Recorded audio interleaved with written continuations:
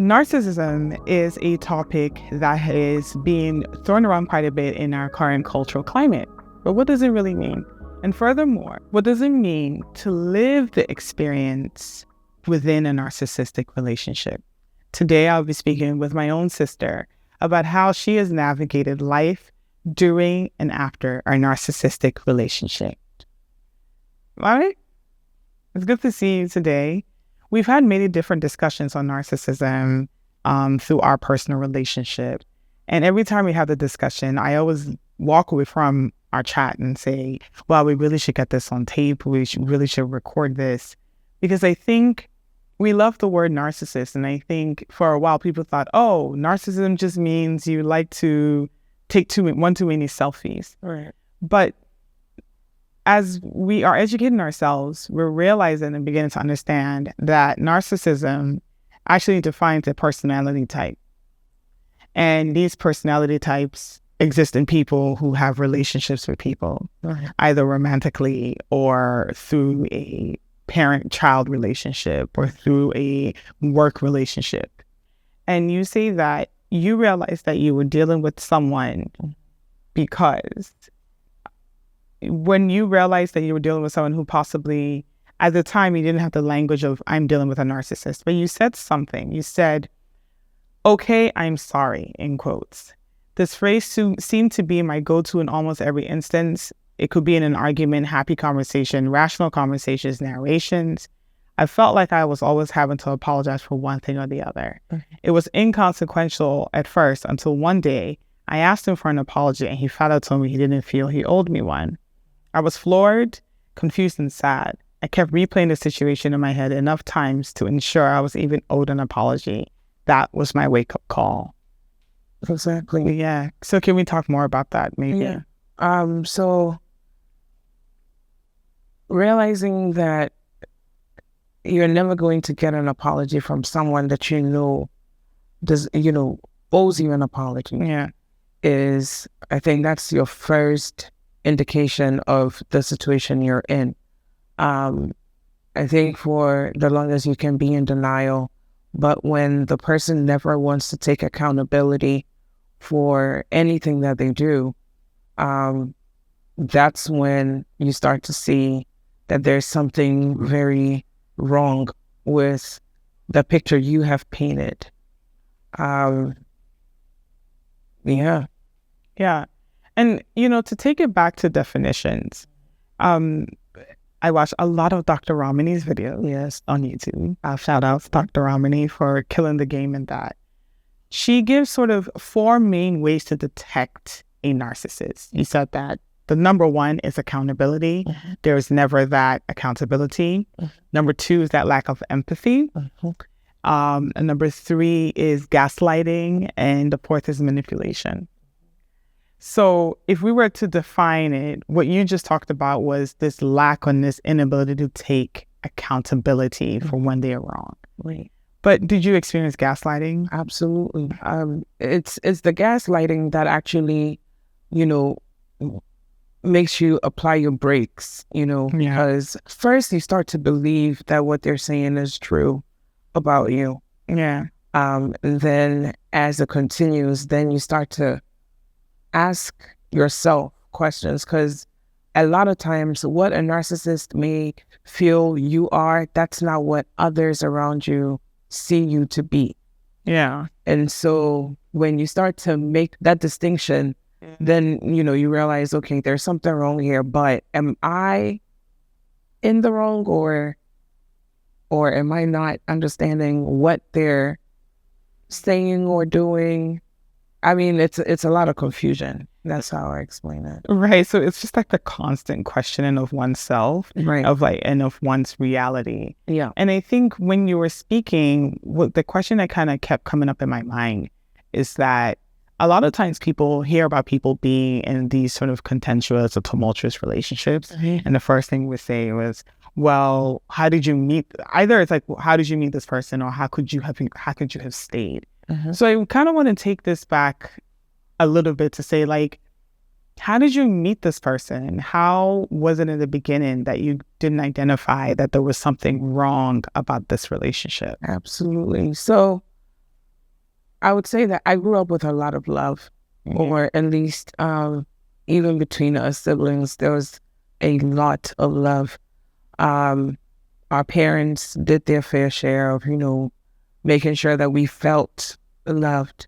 Yeah. And so for me, leaving home or leaving the house to, go to college and everything, I had so much love to give. Yeah. Right. So everyone that I approached with open arms. I wasn't thinking if, how I was approaching it was too much too soon or anything like that. And so it was quite high energy love, and so when I met this person, that's exactly what drove us to, brought us together, because I came in, full and ready to experience, life and have fun. And he was very fun. I mean, we used to do very silly things together. Yeah. I know. I remember like going to Walmart and just like jumping into the carts and, doing silly things like that, like riding the carts at like at that time when you were in college, I came to visit you and like rolling around in the shopping carts. And, in my 15-year-old mind, it was, oh, my sister's met someone who's so much fun, who can accommodate and be around her, her little sister. So this must be great. This is great. Yeah. But that's right. I also want to say to those who are listening to understand that part of narcissistic abuse and how narcissists deal with people is they do what is called love bombing. Exactly. Right. And so can we talk a little bit about like sort of your experience with like love bombing? Okay. Because obviously we're love bombed. Because absolutely, it was a lot. I mean, anything I asked for, I had. It was, as I said, super fun, super silly. Everything that I felt, a relationship should be about, he gave it all to me. I was introduced to the mom very early. I mean, up until that point, I was reading, if a man, introduces you to their parents or whatever, that means that they're taking you seriously. Yeah. So, I mean, I'm on cloud 9. Because all the rom-coms say that, and he took me home to my mother. So, he cooked for me, he bought me this, he did that, and so it's, okay, I fit, this is perfect. I'm getting everything that I'm looking for. This must be it. So at what point does sort of the mistreatment, if one could classify it as such, or sort of the negative, like at what point did it start not feeling like love? When it comes to decision making, narcissists aren't good. Okay. They're a narcissist is very used to being center of attention, having all the, center of attraction, having all the attention on themselves, just moving about life like, everything. Or that nobody else matters. No one else matters but them and their needs. Their needs. Yeah. And so when it comes to a time where they need to decide about continuing in this way, or actually thinking about the other people that this could possibly affect, or that, the impact that they would make on a person, that's when it started to change. Yeah. That's when I saw that, okay, wait a minute, this so fun guy, so loving, isn't that he was actually, as soon as we hit our biggest decision, immediately he was in another relationship, trying to still get all that, I was doing for him or giving him, and, pushing me off to the side because now he doesn't have the same use for me as he did. Yeah. Yeah. And so like, this is a relationship that ended up into the birth of my amazing nephew. And I think a lot of people have this idea that if a relationship is not great and you have a child, that automatically fixes it. I've heard this from like countless people. I believed it. Right. So what did you think having a child with him would do, and how how different was it from that? Absolutely. So when I got pregnant, you know how heavy it was on the entire family. Right. And so in love bombing type of way, he was able to assure me that he was going to be there. You know, it's us against the world, Right. even including my family. Right. Yeah. Exactly. And so it was easy for me to actually believe everything that he was saying because of what I was now lacking at home. Yeah. I wasn't being supported at home. The love now at home was different. Things had changed. But here was this one person telling me that, oh, we can stay together and everything is going to be all right. Yeah. So it made it easy. That's what really made it easy for me to just believe everything that he was saying until, he started leaving me to visit his new girlfriend while you were not, while I was pregnant. And I'll never forget, I think I was 2 or 3 days, postpartum. No, actually to delivery. And he was going out of town to visit his girlfriend. Right. And I called him and I asked him, so what if I go into labor? At that time, I had a couple of friends with cars on campus, and one of my very good friends who lives in California now, he basically all he said was, well, you can go to her. She'll take you to the hospital. And so it was sort of kind of like settled. Oh, okay. That's the way that you're going to be able to get to the hospital if you need to. Mm-hmm. Fast forward, for whatever reason, he came earlier than expected, because also I think my friend cussed him out. But he came earlier. And as a good friend should. And when he got there, he was very unhappy. So even taking me to the hospital, he was very unhappy about having to, stop everything he was doing. Cut short. And take care of me, Like looking back at that, thinking back at that, how does that sit in your body, knowing that this person that you were ready to really promise your entire life to, attach your entire life to. And in this particular set of time, you had done that, but you solidified that by really having a child with this person. Looking back on it, how does that settle in your body, looking back on it to say, oh, wow, he really was upset at me for having his child, and was upset that he had to come back and take me to the hospital. How does that settle and sit in your body part? As I was talking, I don't know if you caught me just giggling through and tensing up a bit, because it's still not easy to think about. It's been a long time. It's been 20 years. It's still, it's an open wound, right? Yeah. It's gonna take some time. It's still healing. And it's a tough conversation. Always. It always has been. Yeah. And what I know now, versus what I knew then, as I'm talking about it, I'm just in my mind, I'm like, why did you put yourself through that, Maame? You could see, clearly, you didn't have to do that. You didn't even have to, ask him if he's gonna take you to the hospital. Right. Because at the end of the day, he made it very clear to me, that's not what he wanted. It wasn't gonna be oneness.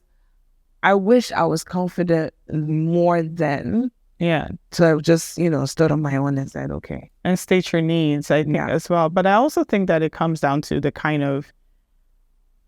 I think what people miss out sometimes when they see that people go through an emotionally or mentally abusive situation, the first thing they say is well, this person must be dumb. Right. How could they let themselves be taken advantage of that way? Forgetting that people who manipulate and people who sort of seek to control people are very well aware of the mechanism within the other person they want to control, right? So they're very well aware that you come from a family home that fatherhood was modeled to you in such a way. Like, we had a very involved father who was in our life, who took his role very seriously as a dad. And so your paradigm of fatherhood was a very specific one, which was very much like fathers do.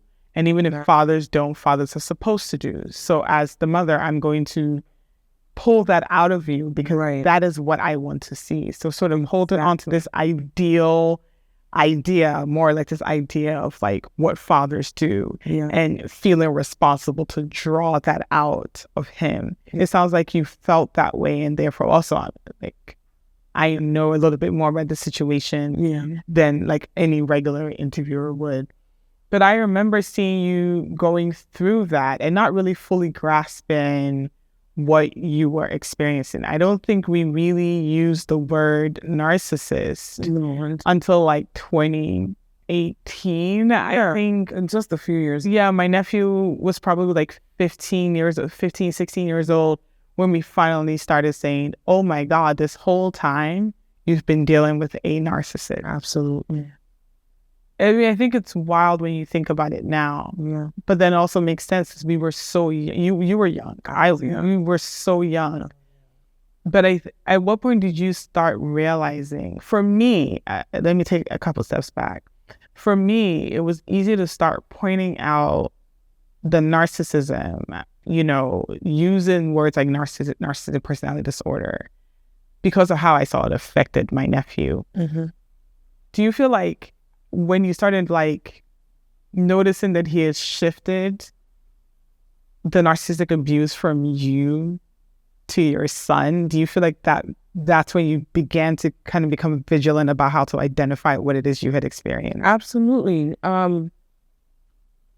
Before my son started to experience it, I gave it a lot of excuses. Funny enough, I knew what I needed to do to get out of that loop. But at the same time, and this actually goes back to our cultural training and, just how culturally we are. Oh, just forgive, it's not a big deal. It's from give it to God. It's a very Ghanaian way of dealing with situation. And it's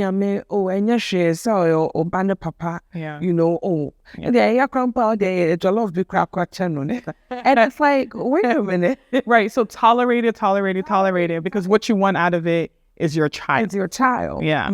And I mean, for the longest time, that was the excuse I stuck to. Yeah. It's my child, whatever I need to do. Let's not ruffle any feathers. It won't ruffle any feathers. If I feel a certain type of way about it, I'm just going to bite my tongue. Yeah. But when I started to realize that he was manipulating our son, that's when things changed for me. That's when I went into high gear. That's when I started my research. That's when I started therapy, because I was like, whoa, wait a minute. Okay, now he doesn't have me in the same box. And so now it's going on my son. I mean, my son will come back and say all sorts of things, and I remember. And I mean, I will never forget, every weekend after a stay at his dad's, he'll come home with a new story. And also angry at me that I did something, So it was during that time that I was like, wait a minute. Okay. Something is up. And if clearly he's not interested in protecting our son, I'm going to have to do it. Yeah. And I'm going to speak the language. And to be honest, being a victim of narcissism, it's hard to speak that language. Using the exact words, the exact phrases, I didn't even want to tell my son that, hey, you're being manipulated. I would tell you, but I wouldn't. And I would speak to him. I wouldn't speak directly to my son in that way. I would say, but you do realize that what you just experienced was gaslighting. I wouldn't use those words. It was so hard for me to speak on it, because I was still afraid of the concept of the backlash and being put right back in that loop. And I think that is something narcissists do so well, is punishment. Yes. And I think sometimes what people don't realize, what you're going through is it's punishment. Right. This idea of exchange. Well, if you don't do this, then this is how I punish you. If you don't give me access to you in a way that I can control you, in a way that supplies back to me what I want out of the relationship, I'm going to punish you. And I witnessed so many times where he would use, and I want to be careful to also protect your son, my nephew, sort of through, that's his own story, his own battle. But I remember days where he would literally use your child you had with him as a pawn, as a means of controlling. That was easy. Yeah. Is there an instance you can speak on? I mean, I haven't, but once again, it's your story. And I was witness to a lot of it. But I remember one particular day I was with you. And at this point, I had already moved to Ghana, but I was in the US for some time. And there was one particular time he sent you a text message that he's keeping him and he's not bringing him back. And we literally had to go to the court and get a court order to have emergency hearing at the court to have him returned home. Yes. And remember, I mean, after court, we were so excited to go pick up. We were so happy to go pick him up. And we get there. We got there and he sat in the car and he bawled his eyes out. He was bawling his eyes out all the way from the schoolhouse to the car. Yes. And the first thing he says is that Daddy said, if you came for me, I would never see him again. Why would you do that to your own child? Because why? Exactly. And that's why when I hear people using it loosely and throwing it around, trust them, believe me, you don't want to know what it comes with. And you don't want to know what experience you don't know at all. That. And honestly, I mean, we're speaking, and I'm very comfortable speaking with you. Yeah. But you've already seen what my body has gone through since we started this conversation. Yeah. I have tears in my eyes right now, just revisiting, that particular incident. Yeah. Because I, at that moment, felt that was the lowest one could take it. At that point, I was like, nope. Yeah. You're not going to have it anymore. I'm not going to make it easy for you any longer. No. And the irony is that it didn't slow down. If anything, there was an uptick. Oh, yeah.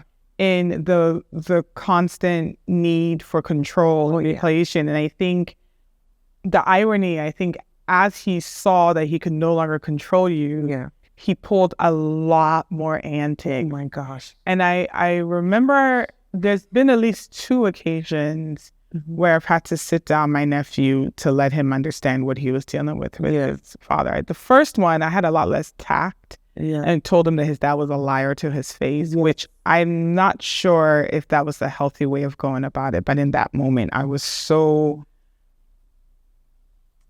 I was seeing what the situation was doing to you. Yeah. I was so ready to just say, you know what, I think it's time to start letting this kid understand. The second time, he was much older. I think he was already 18 by then. Yeah. And by then, I had done a lot more research, a lot more reading. Yeah. And I said, there is something I need to speak to you about. At this point, his father had iced him out. Yes. For going on, I think, about 6 months at this point. Yes. And I sat the both of you down and I said, hey, you know what? I think it's time we use the language and show him Dr. Ramani videos to talk about narcissism, narcissistic personality types, narcissistic, just like a general discussion around narcissism. Yeah. And I remember looking at you and you looking at me and being like, I'm not ready to rock this road. And I was like, well, you're going to have to. I know. That was a tough one. Yeah. And honestly, even because on the back end or, on the back side of it, when you left, I actually asked them, I said, is that how you feel? Do you feel like your dad is a narcissist? Yeah. It was like, no, I mean, he doesn't really try to manipulate anyone.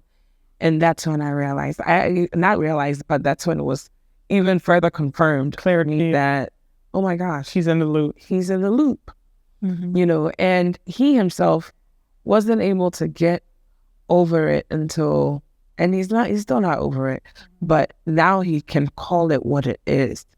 He sees us so clearly now. Yeah. That I no longer need to do that work. You don't need to do, right. You don't need to do the fighting for him. Right. And even in the write-up that you sent me, you say, I was blamed for everything under the sun. If the baby was sick, it was because I wouldn't stay with him, as in the man, not the baby. If the baby had to change schools, it was because I wasn't doing enough as a parent. If I decided to take a chill day and do something that I wanted, I was the most despicable person on earth for not thinking about him and the child. Yeah. I had figured out what was happening, and I knew he was only trying to put me down because I wouldn't give in to his countless advances. And we always joke about the fact that he bought you and the baby matching Jordan. He bought you family shoes. Yeah. Which is matching Jordan. Yeah. So that's supposed to like replace an engagement. Man, people really be doing the least while doing the most. Right. And like really bought you family shoes? Yeah. Really? Yeah. Yeah. That was commitment with the family too. Right. I mean, at that time, of course, both of us had a love for sneakers. Yeah. And so, yeah. I remember, for him, to portray his undying love, whatever, he felt, with his next refund, that he would buy those shoes and basically let me understand that this is it, we're family and we're gonna stay together. Thinking about it now, doesn't it sound ridiculous? It's the most ridiculous thing I have ever heard. I mean, antics have come my way quite a bit since then, but yeah, it's pretty ridiculous. Especially when one is not willing to do the work that is required. Yeah. To like stay in connection and in relationship with one. Right. Family shoes. And at the same time, you were calling cops on me, so wait a minute. Oh, yeah. We can talk a lot about that. I didn't know how deep you wanted to go because I do recognize some of that stuff is trauma-inducing. Right. But I've also been witness to him calling the police on you just because. Yeah. And this isn't when we were living in America. Yeah. Now we've settled back in Ghana. But imagine a black man calling the police on a black woman. Initially, even when I moved, he did call the cops. Yeah. And I had to take like a 3-day trip back to America to settle that. And, had, threats from the judge and everything like that, not to leave my son and all of these things. Not to leave the country. And it was a lot, and I mean, he did it all doing. But it's not like you were leaving your son with nobody. It was, you had a job position in Ghana that it was remote work. Exactly. And you needed to come to Ghana for like a weekend to do some work. Yeah. And he caught wind of it. And mind you, it wasn't like your son was alone. He was with your mom, our mom. He caught wind of it and called the police, and you had to go answer in court. Right. So, I mean, oh gosh, like, yeah, like actually using the legal system. So there was no end to it. I remember being like, wow, he really would use the legal system as means to control you. Absolutely. Because, as I said, it got to a point where I started to speak the language and speak to him the only way narcissists would understand.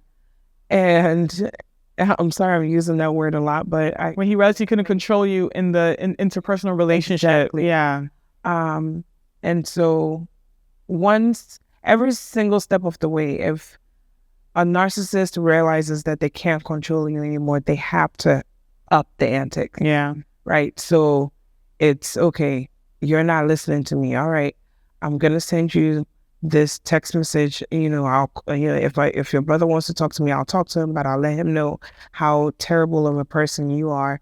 if you're not going to listen and do what I want you to do, then it goes up. It's a constant manipulation. There was always constantly. It was happening. Okay, the teachers that you listen to, I'm gonna speak to them too. The dean, cops, cops, and more cops, Yeah. judges. Yeah. You know. Yeah. And so it's like you're like, wait a minute. I know you guys were in university together. I didn't realize he was talking to the dean of your particular college. Yes. To tell him that you were this terrible person who didn't look after your child. Yeah. Yeah. And it was very upsetting because it was actually a female dean first and then a male dean. And the female dean actually started to believe him. And I was so broken, you know, because at the time when I was also in college, I felt very alone. Yes, we had older, you know, cousins, and people that, you know, I felt should have been there for me, but they didn't feel like I was worth it. So here you are navigating this new scenery as like the first generation, first child going to university in the U.S. Right. And having to navigate it all alone while also having a child. When the child was someone that I thought was the one, different, was the one, you know. And to be fair, I mean, I hadn't dated up until right. I don't know how I thought he was your first serious relationship. Right. You know, he had attached so much to it. Exactly. And so that was heavy, you know, because I mean, at one point I was very close with my dean to my dean, and not being able to go to her any longer really also had its own toll. Further isolating you. Which is, to your point about symptoms, isolation is one of the most effective tools of a narcissist. Yes. Isolate you, and by you I mean the person who's under the narcissistic control. Isolate them from anybody who could possibly help them. Exactly. Either by making everybody who sees their narcissism a bad person, or making them a bad person to everybody else. Yes. So if it's someone that you can confide in to help you through, they will make it such that that person sees you in the most negative of light.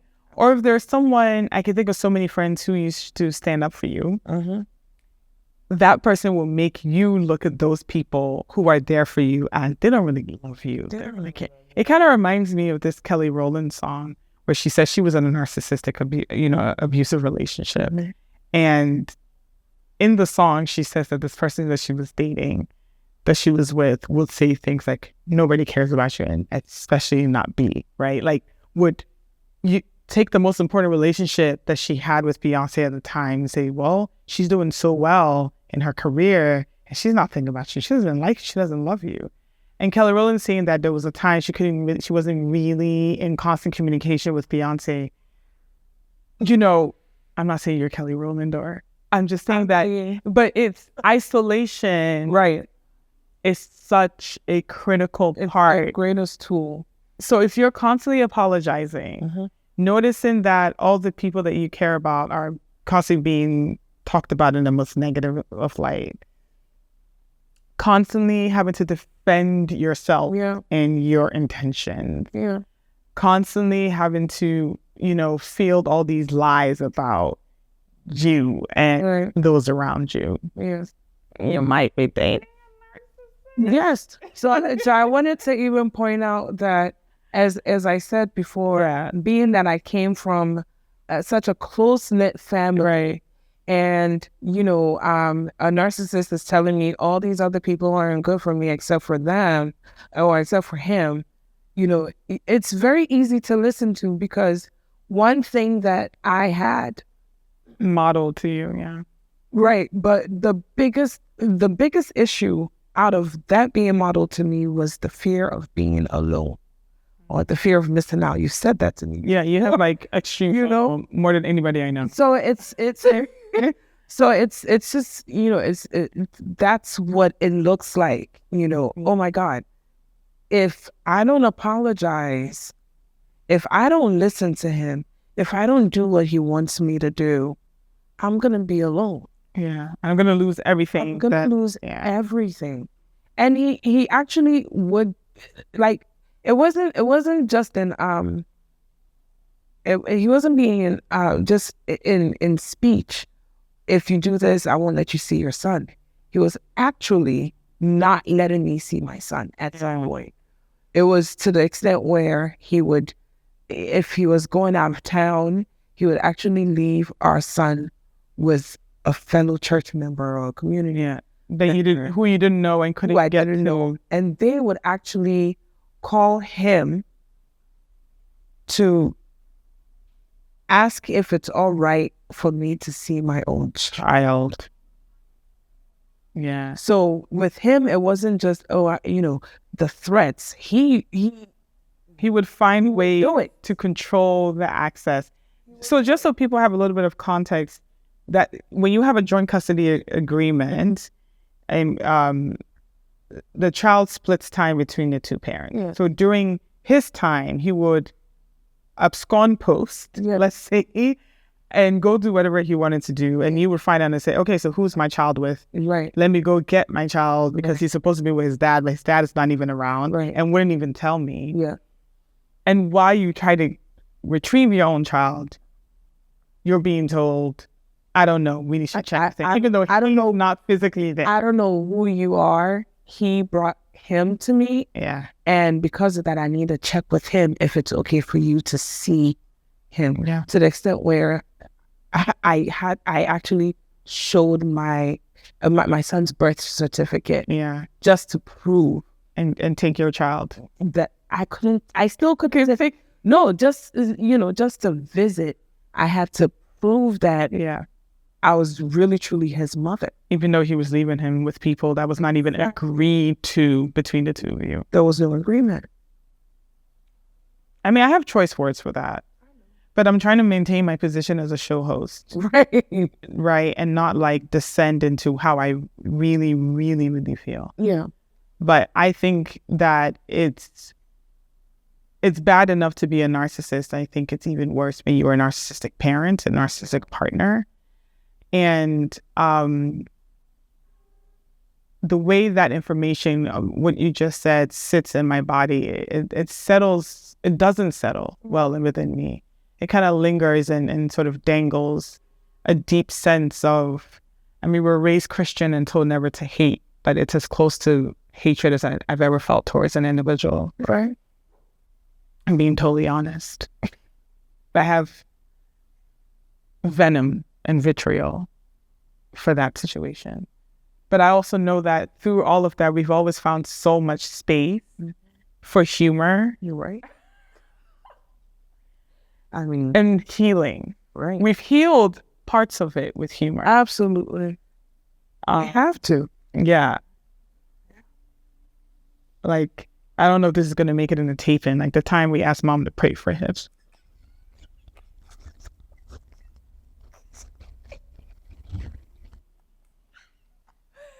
Your mother showed that she was a real one because she refused to utter a single word to God on his behalf.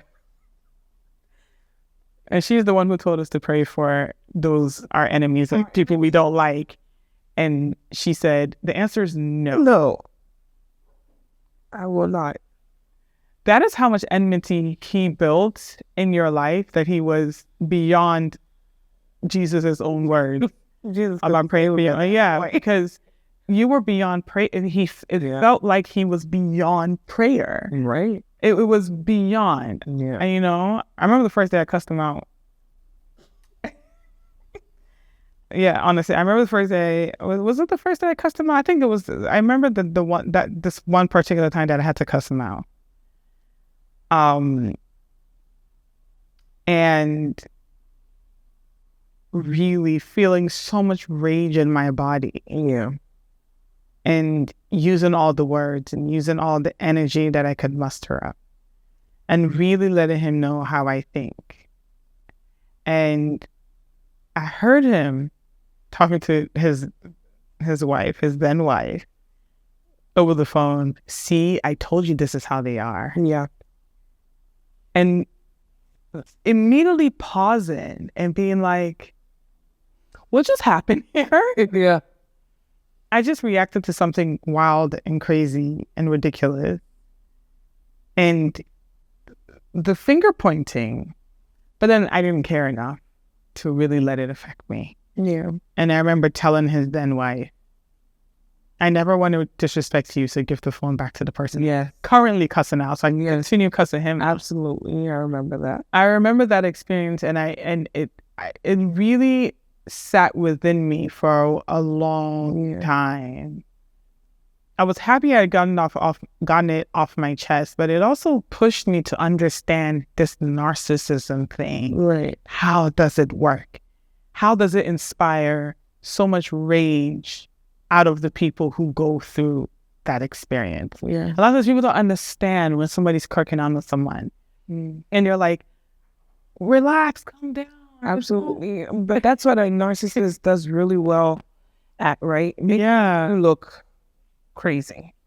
Really good at that. Yeah. They know how to make the victims look mad. Yes. Mad. Like, oh my God. I don't even have the word. Like, words fail me in describing that fully. You know what I mean? Yeah. He was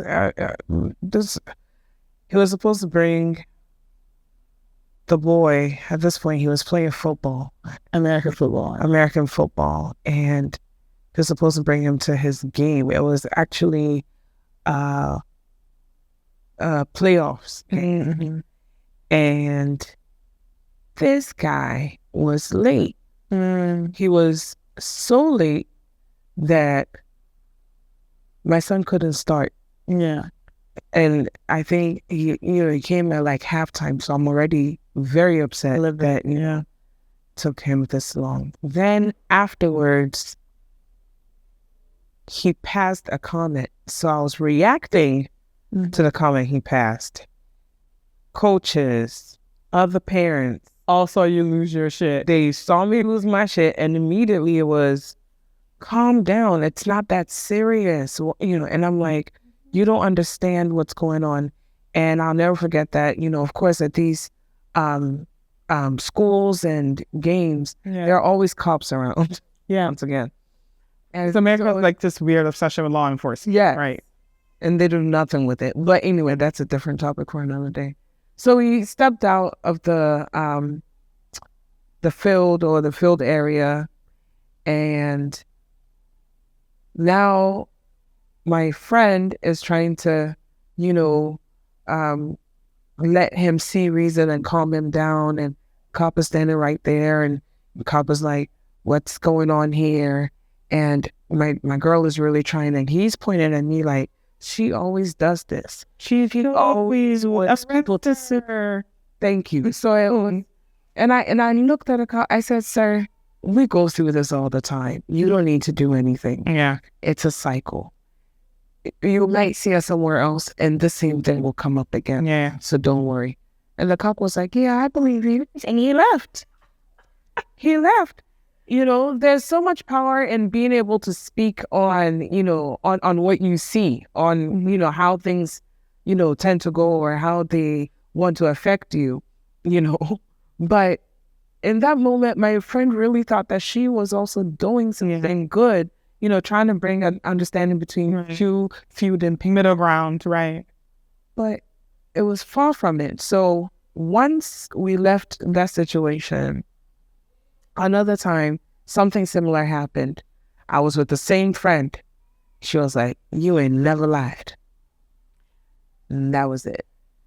Well, I think it's also very important to point out that it's very difficult to identify a narcissistic exchange. Right. But if I was to add to a symptoms of a narcissistic relationship, I would say, does this person inspire irrational anger and fear in you? They're probably a narcissist, and you're likely in some type of narcissistic loop.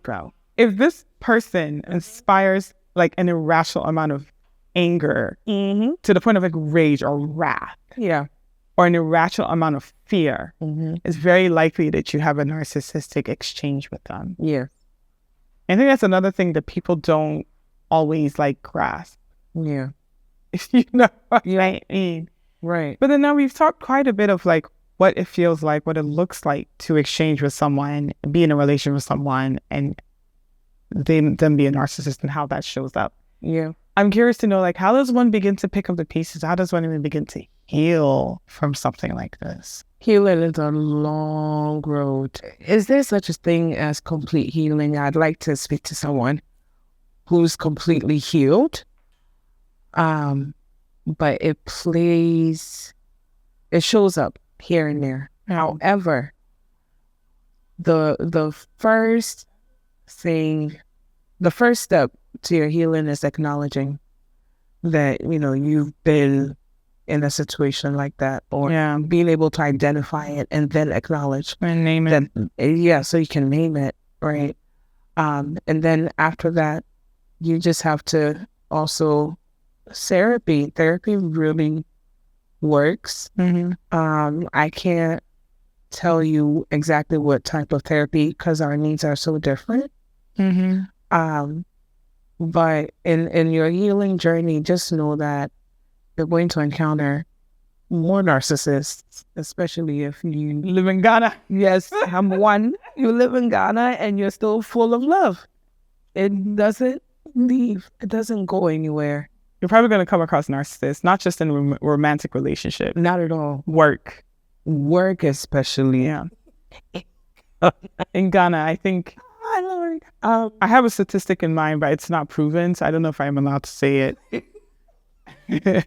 But you're going to experience it so much. However, if you're able to identify it, you're able to acknowledge that this is what's happening, and you name it, you can actually start speaking their language. Now you have to be careful. That's because you can also start to put your symptoms, or put your symptoms onto someone else, like shift it. You can shift it easily. Yeah, if you don't heal properly from it, you're only going to either jump into another narcissistic relationship, or just be so broken that some tendency. You might pick up some of those tendencies. Yes. Of manipulation, gaslighting, because you start thinking that's the norm. Exactly. So another thing that I think is very important to also speak on is that narcissists are incredibly insecure people. Absolutely. They're deeply hurt, deeply broken individuals. And I'd like to say one thing to that. A narcissist will actually tell you that they are not insecure. Right. But they are. Yeah, they would never admit to their weakness. Because essentially what narcissists do is build an entire personality around their hurts. Right. And so they control people because they felt powerless at some point in time and never want to feel powerless again. Exactly. They don't take accountability because somewhere in their experience, somebody hurt them and didn't take accountability. Right. So they're given that vitriol, that anger right back to the world. Exactly. They're full of anger. They're full of resentment. They're full of past regret. Right. I think maybe that's what makes them easy to like, especially if you have a savior complex, right? Right. So I'm looking at you and I'm like, oh yeah, you're a perfect picture for a narcissist, because absolutely you have first daughter complex, which is this need to take care of everyone, make sure everyone is okay. Yeah. And then forget yourself, right? Just do for others. Yeah. And narcissists are very good in the beginning of presenting their brokenness. Yes. As a means of getting you to care about them. So every time you do something wrong, it's, well, I already told you that I have a tumultuous relationship with my mother. Yeah. So you're going to abandon me just like she did. Or, you already know that I don't feel loved from my parents. And you feel, since you come from a background where you believe in love. Yeah. And that love conquers all, you feel the need to fix it. Exactly. Right. Okay. I mean, maybe I should let you say that rather than me. No, it's okay. But we speak enough. We you also have your stories and your experience with narcissism. So yes, it's there's a collaborated conversation. Yeah, and I think part of that knowledge also comes from witnessing narcissism in family. Yes. We have shared family members not necessarily like immediate. I mean, I think my first experience with narcissism was from extended family members. Absolutely. Of like having narcissistic relatives. Yes. And knowing what that does to an individual's sense of self and sense of self-esteem, feeling like you're always wrong. Mm-hmm. You know what I mean? Mm-hmm. And then I feel like there's so many aspects of our upbringing that sort of primes us for this kind of exchange or this kind of experience. And even going to Catholic school and I was told that you know, it's very finger waggy towards children, and having your thoughts, your emotions, your feelings being constantly marginalized and questioned. Yeah. And then mixing that in with a true desire to do well and be good and please people. Yeah. And I think all of that comes together to prime us for narcissistic codependencies in there, or codependent relationships with narcissists. But I would like to say this, though. There's always a healthy level of all of this, right? Okay. There's, I mean, to some extent, yes, you should know what your actions or how your actions, you know, impact others, right? Things like that. Or, you know, sometimes you do need to be a little bit more selfish just to, you know, also make sure that your needs aren't left behind. Yeah. There's a healthy baseline. Yeah. You know, what we are in fact talking about today is when it's extreme, when it override. Exactly. You know, everything looks, feels, smells, judges the same. You know, then you're like, okay, wait a minute. Maybe that's what makes it difficult to identify, right? Because it's playing on normal. It's very processes, right? Like, yes, a narcissist identifying someone a narcissist and their victim. Yeah. Are basically doing the disordered version of normal exchanges. That's it. I think that's revolutionary to think of it that way. It. So it's normal to want the attention of your partner. Of course. Exactly. It's normal. It's also normal to share your experiences with your partner, right? But the difference between sharing it with a narcissist and, you know, a healthy partner is that the narcissist uses it as ammunition.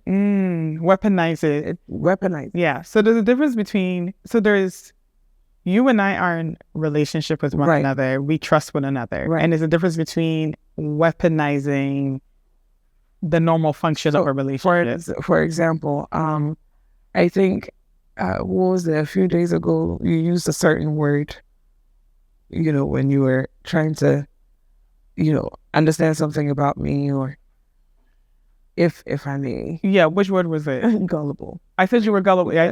I did say you were gullible. And so I am in relationship with you, right? Enough to know that, like, I know exactly where it's coming from. It's nothing malicious. It's not in here. Yeah. A narcissist would keep that at the back of their mind. And now everything that you do, okay, I can always come back and say, oh yeah, you thought I couldn't do that because you called me gullible, right? Oh yeah, you felt, you know, I did this because I was gullible. Like, it keeps playing. It's something that's gonna continue to be referenced, okay? And you didn't mean it the way that, you know, I have registered it.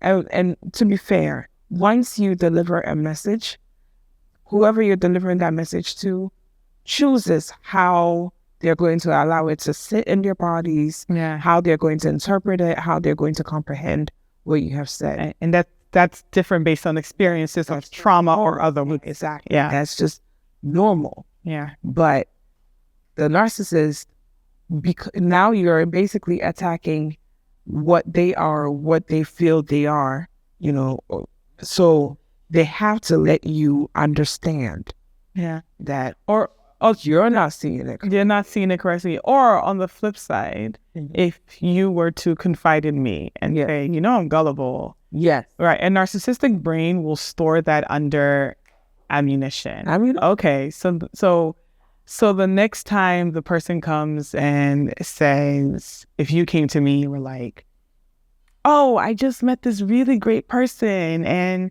we had a great conversation. And if I, as a narcissist, was threatened by that relationship, I would say, you want to be careful. I mean, absolutely. You already know. You already told me. You told me you're gullible. You already told me you're gullible. So you might want to, I don't know if you want to be, Right. But really that's coming out of my need to control you, control your outlook. My insecurity of losing you. And that insecurity of losing you. Yeah. And so I make up this world. Right. That would weaponize the very things that she's confiding to me about. Exactly. Right. Mm-hmm. I think that's just but then so simple. But then I also feel like we're all, if that's by definition, then we're all kind of at risk of being narcissistic. Yeah. I think I have almost 2-year-old. He's absolutely a narcissist, but I think that is, okay, no, let me take that back. Not narcissist in like the clinical term. Mm-hmm. I think being 2 years old and only seeing it your way is the norm. Right. The point of growth is being able to grow in empathy. That's it. So children will manipulate to get things the way they want. Absolutely. But that is a normal process. Right. Narcissists don't grow past the child 2-year-old self. The point of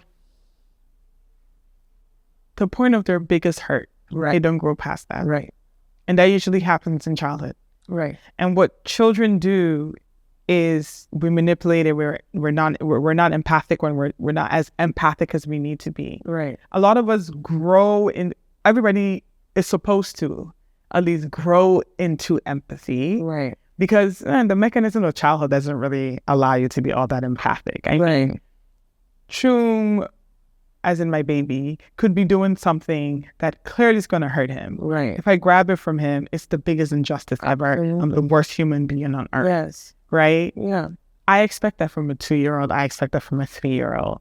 And I think what is key is understanding that narcissistic personality traits essentially hijack a normal need to be seen and to belong. Exactly. But not being able to grow past that constant need to center yourself first and foremost sets the stage for narcissistic outlook. Exactly. Give me a PhD. Somebody give me a PhD. Because even in sitting here and talking to you, I'm having a lot of light bulb moments. Right. About what it means. Right. Because I think as a mom and a new mom, I do wonder sometimes. So I want to get into, a practical discussion about healing. Yeah. And then you already mentioned that healing is a long journey. Mm-hmm. Because like I said, narcissism, narcissistic abuse kind of like hijacks like some very normal processes. Exactly. So then it's like, how do we correct this without overcorrecting, right? So if I'm like, oh, my codependency made me a perfect victim for a narcissist, do I now just go through life like Drake Nice for what? Yeah. Or where do I begin to sort of pick up the pieces? Like you said, I think you already mentioned the first step is self-awareness. Yes. Get into therapy, start sort of exploring your thoughts. Yeah. What then? So now I have awareness. Mm-hmm. I went to therapy. I'm exploring my thoughts. Mm-hmm. Now what? How do I enter a new relationship? Do I enter a new relationship? I can say that you should never be afraid to love again. Mm-hmm. Or the hardest part would be to accept love. Mm-hmm. For you, giving love is easy already. Now, accepting it, that's when you would want to figure out, okay, wait, am I with a narcissist or is this normal? Mm-hmm. And so time heals everything. And if we're talking specifically about romantic relationship, Yeah. you have to sort of kind of just study your partner now, because now you have the knowledge, you have the experience of, being with a narcissist. So there are things that will jump out at you. What are those red flags that you are ignoring or that you ignored? Are those same red flags showing up again? If they're showing up again, are you giving yourself enough time to understand where they're coming from? Yeah. Are you asking the appropriate questions to your partner? Do you want to know your partner beyond what they're showing you? Or are you just going to take it at surface level and just run with it? I can say that that's one thing that I cannot do any longer. Take whatever someone is giving me on day one to mean that's it. I don't need to do any further work. Now it pays to just wait out to day 5, day 30, whatever, just to see if these trends are still following or if it's still going on. So rather than just giving your trust, now you're giving people the opportunity to earn their trust. Exactly. I really like that. Give people the opportunity to earn your trust rather than just assume that you can just give it to them. Exactly. I think time is such a beautiful asset because time gives us the space to step away from something and assess if it's right for us. Right. I think not enough of us really approach life from a place of need. Right. What do I need to grow in a relationship? And is that, am I being supplied with that in this exchange? Exactly. I think that's very real. That's like a very real assessment. A very, very real assessment. But also that's easier if you are dating someone because you can break up with them. But what about people you can't break up with, like family? If you are a person with a narcissistic parent or a narcissistic aunt, a narcissistic cousin, brother, sister, right? It's much harder to navigate that. It is, but you have the tools now. Like no one needs to tell you, oh, you're about to enter a loop. You can see the loop from a mile away. How, then you need to plan it out. How do you want to show up in this loop? Do you want to fight with the narcissist? And by fighting with the narcissist, you're just giving them more power over you. Yeah. More supply. Yeah. Or do you just pull back and say, okay, if that's how you feel, that's great. Narcissists don't do well with that. That's another thing. They don't do well with, okay, all right, that's fine. That's how you see it? Yeah. That's fine. It's not an issue. The number one way to beat a narcissist is literally to ignore them. Yes. Which is so hard. It's the most difficult thing. Because I like to prove a point. Right. You know what I mean? So it's very like... But what's more important though? Your sanity and your sanity, or continuing a loop that has no end? It's ad infinitum. Yes. It's going to keep playing. It's going to come back. Yeah. It always comes back. But when you are able to say, oh, okay, all right, that's how you see it, that's fine. And you can upset the balance that's just stepping out of because they have the wheel. Nothing else to come back with. They have nothing. You've basically emptied their clip. There's no safety. You don't even need a safety because there's nothing. They have nothing now. Do you think there's hope for narcissists? No. Can you explain? There's no hope for a narcissist. Meaning they can never recover from I do not believe that they can recover from narcissism. You're in good company. I think most psychologists don't. Most psychiatrists and psychologists don't. I think that you, the recipient or the one on the other end, you have all the power. You have the chance to change. Right. You can change for the better, or you can also go dark. Right. Your choice. Bitter. Yeah. Very bitter. I saw scared of everything. Scared of life because of what you've endured. Exactly. And I think I saw somewhere online that narcissists are bad for your health. And I think this is what they mean by that. Yeah. It just breaks people down. I mean, we can go into depth Yes. of people talking about being with a narcissist and how it showed up in their physical health. Yes. We have had this exchange with people. People have told us some of these things, myself, you. Because the beautiful thing about surviving something like this, now people start coming to you for that advice to say, well, how did you handle it? Because I saw what you went through with this person. And people flat out saying that they literally were sick. Yes. Physically sick because they were holding so much stress in their body. I think we were just watching a movie about a lady who was in a narcissistic romantic relationship and her hair just falling out.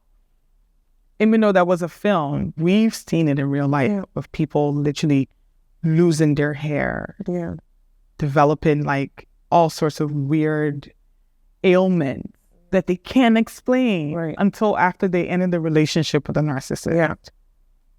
So as much as people want to say, oh, it can be a big deal, I want people to really understand that it's literally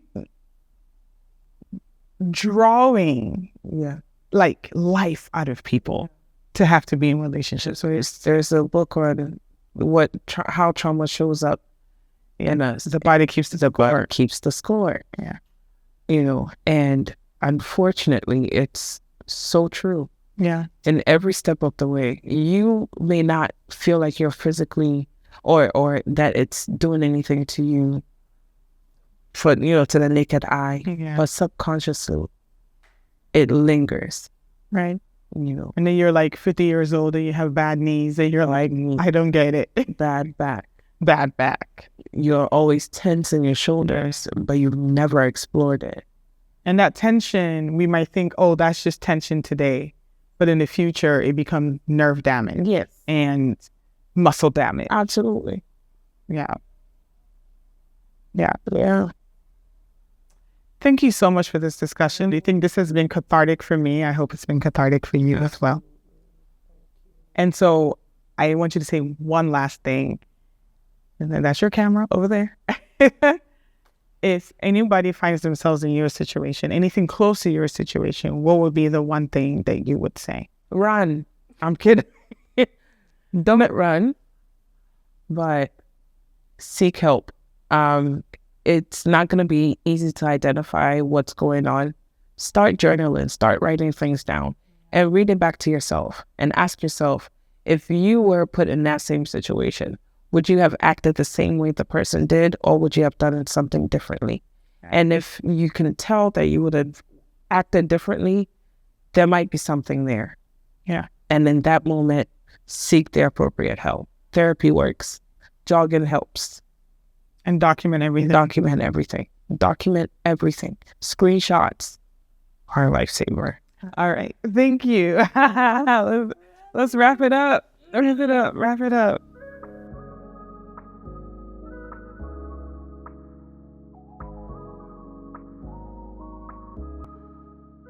I believe narcissists are very much aware of what they're doing.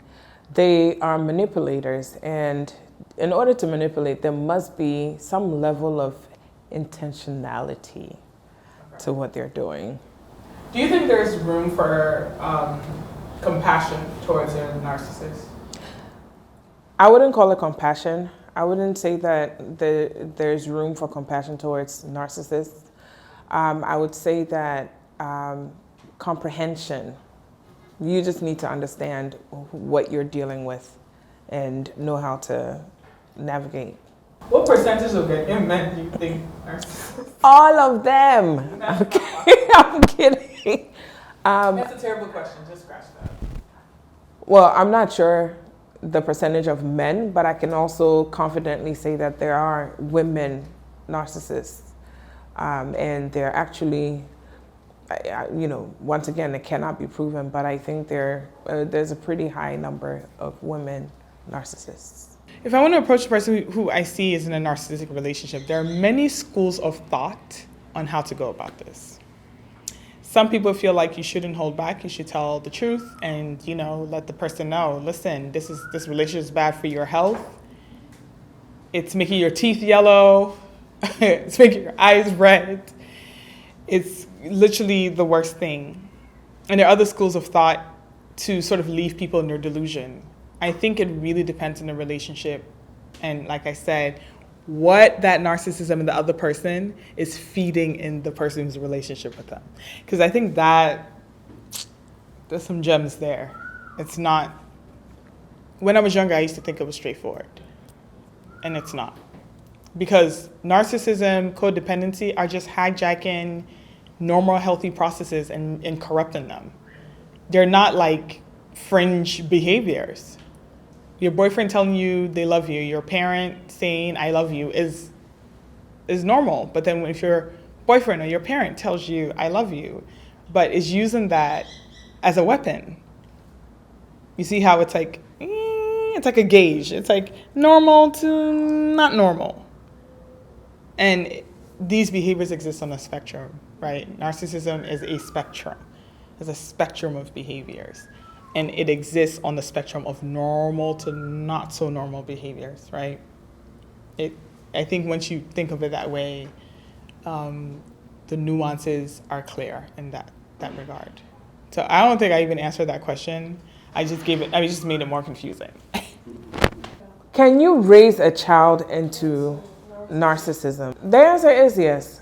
And it's because of also societal pressures and the culture we live in and expectations, right? Sometimes our expectations can be over the top for our children. And also even not being able to talk to them about things that they're experiencing, friendships they're making, you know, how they tend to show up in relationships.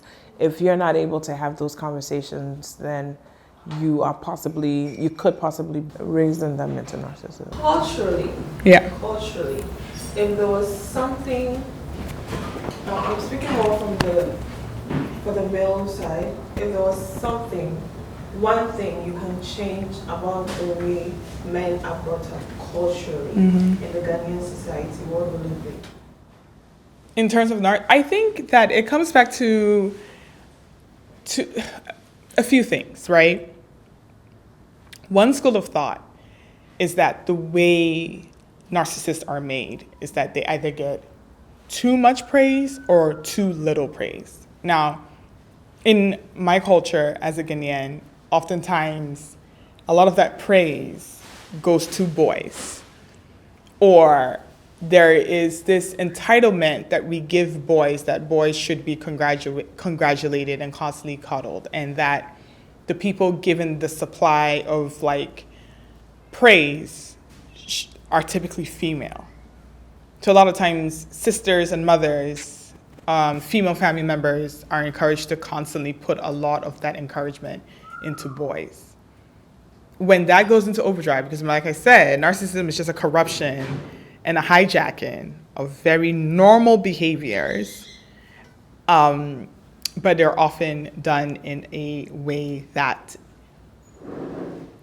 results in us manipulating one another. So I think that we need to, one, allow boys to emote, have emotions, express them, cry when it hurts. It's okay.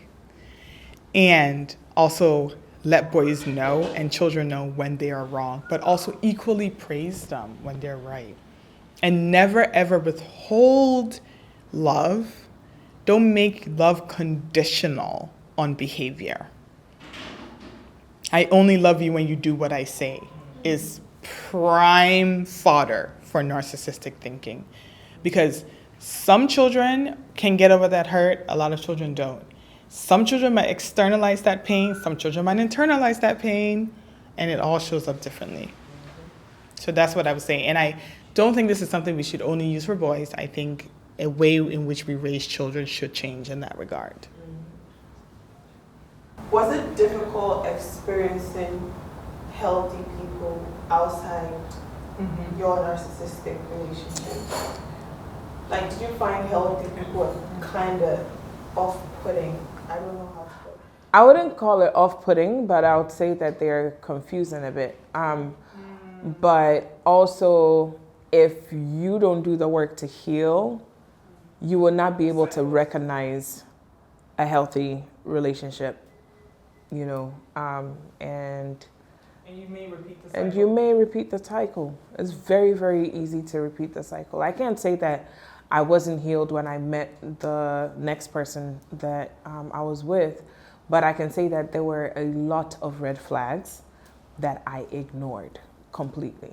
My first narcissistic relationship numbed me to the point where I was easily put into another narcissistic relationship, or I accepted another narcissistic relationship. You mentioned earlier that if you're going to heal, you need a lot of love inside. Yes. Do you have a lot of love inside? Absolutely. I have a lot of love. I constantly give love. I have people that I believe depend on my love and my wellness enough that I don't consider what I've been through and, to, not be there and show up for them. My question is, it's in two parts. If you're a witness to someone in a narcissistic relationship, how do you approach that?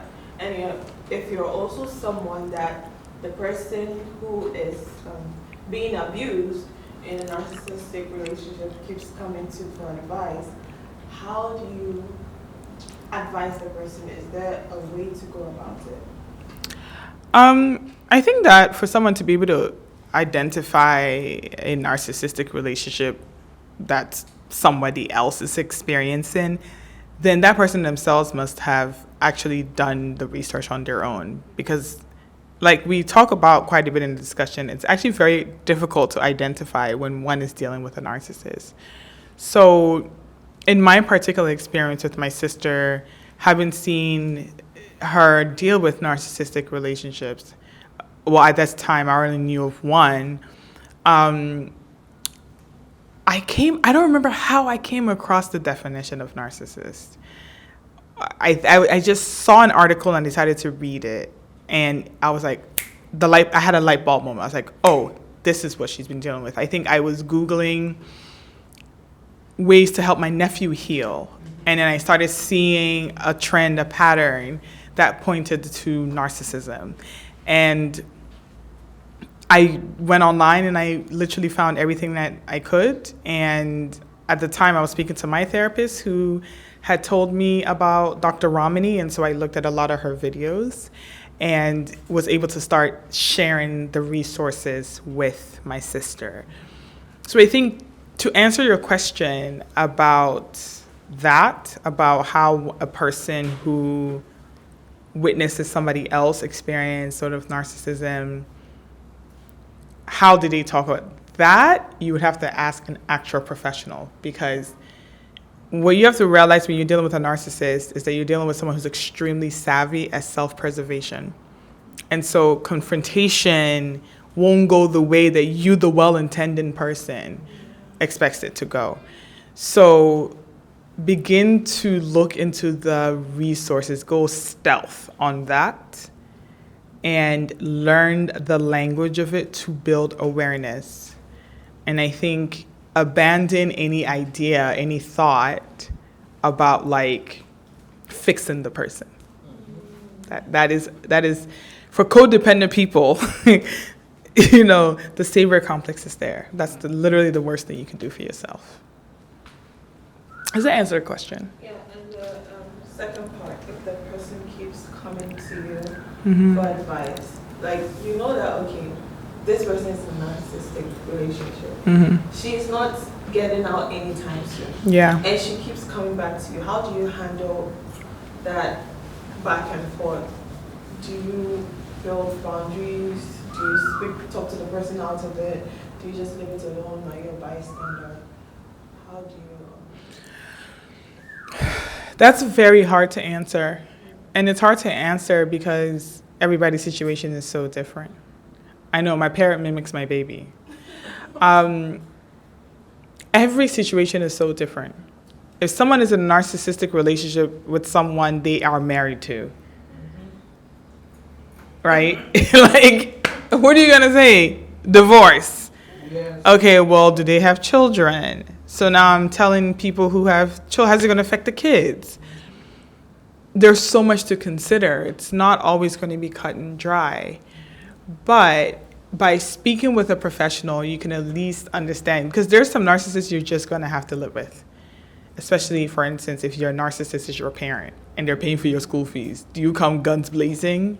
There's like real considerations because you're dealing with real people and real life situations. And so if you have a loved one who's constantly coming to you, I think boundaries are critical. Like, listen, you're stuck in a loop. If you don't want to do anything about it, I'm sorry. I can be here when you want to vent, but I'm going to give you can also be very straightforward. I'm going to give you the same advice every single time.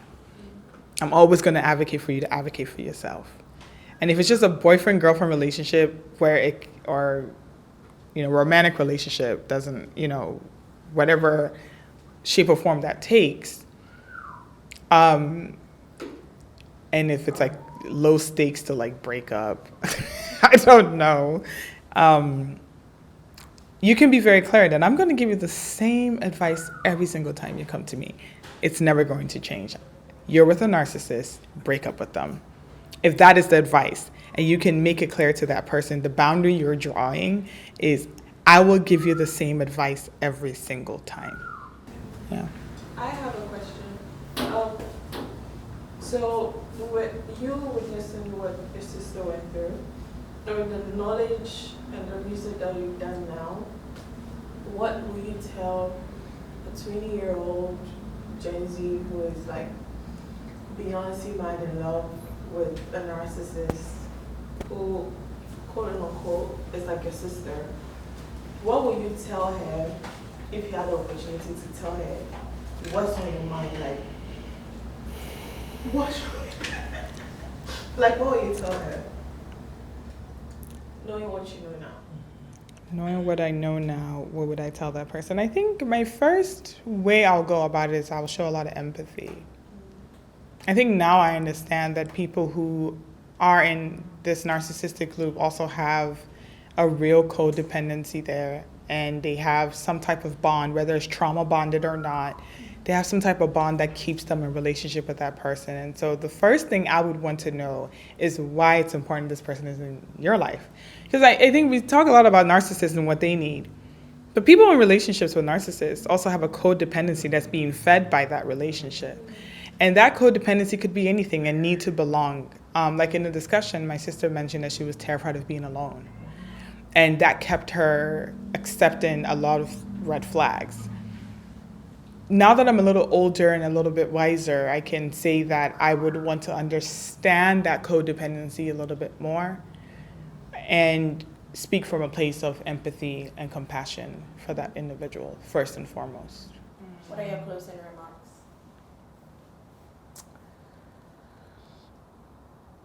In this life, you will meet a lot of different people. I can confidently say that don't be scared to meet people. It's all part of the process. However, always go with your instincts. Your gut will always let you know whether something is right or wrong. Believe it the first time. All this to say, if this conversation has left you feeling a little icky because it hits home, it's okay. Show yourself some compassion. Breathe it out. Go for a walk. Find different modes to release this energy and come back to the discussion. It's like Dr. Maya Angelou said, when I know better, then I do better. And this is just an invitation for all of us to do better.